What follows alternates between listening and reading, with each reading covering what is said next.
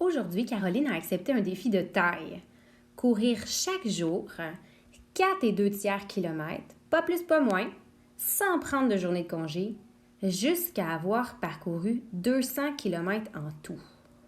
Combien de jours Caroline mettra-t-elle afin de relever le défi? Alors, les informations importantes. On sait que chaque jour, elle va parcourir 4 2/3 kilomètres. On sait également qu'elle va arrêter lorsqu'elle aura parcouru 200 km en tout. Alors, ici, dans le fond, simplement, je veux savoir, à chaque fois qu'elle parcourt 4 2/3 kilomètres, ça fait une journée.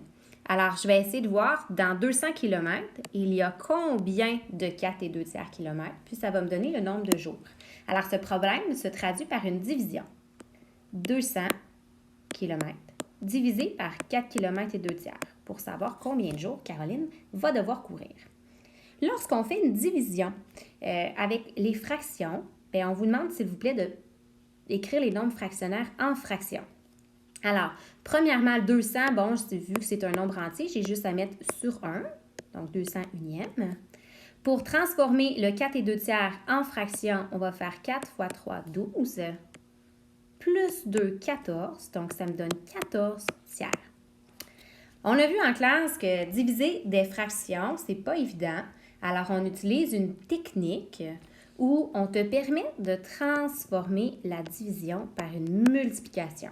Mais pour que ça donne une équivalence en mathématiques, on te demande de laisser la première fraction telle qu'elle, mais la deuxième fraction, on veut que tu fasses son inverse. Donc, l'inverse, c'est simplement changer de place les numérateurs et les dénominateurs. Donc, au lieu d'avoir 14 tiers, je vais multiplier par 3 quatorzièmes. Alors ici, il ne me reste plus qu'à multiplier. Alors, c'est très simple. Je vais faire 200 fois 3 parce que la multiplication de fractions, c'est facile. On multiplie les numérateurs entre eux, les dénominateurs entre eux. 200 fois 3, ça fait 600. Et 1 fois 14, 14. Évidemment, je peux réduire la fraction en divisant par 2, en haut et en bas.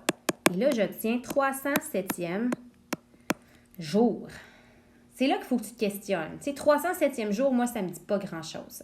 Alors, compte tenu qu'on veut un nombre de jours, bien ici, je trouve que tu n'aurais pas le choix de transformer ton 307e en nombre fractionnaire. Donc, on peut se faire une petite section calcul.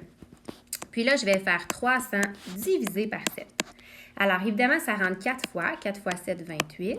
Il me reste 2. Je descends le 0. Ça va rentrer seulement que 2 fois. 2 fois 7, 14. Et il me reste 6. Donc, ça fait 7... pardonnez-moi. Grosse erreur. Ça fait 42 jours et 6 septièmes. Donc, oui, tu peux m'écrire 42 et 6 septièmes jours, mais je pense que dans ce cas-ci, on peut se permettre d'arrondir, puis de simplement dire que ça va prendre 43 jours à Caroline pour atteindre son défi.